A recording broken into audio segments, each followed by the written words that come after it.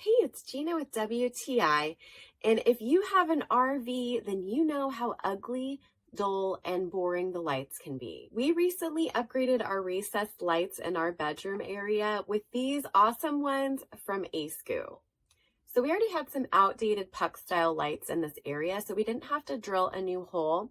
They are 2 3/4 inches, and my husband and I really love that we didn't need to use any screws to attach them. They have these stainless steel clips with springs on them, and they just simply click into place, which is awesome. These come with black and white cords, which we didn't have to match when we took our old ones out. So we simply just touched the wires to it and found which one went where.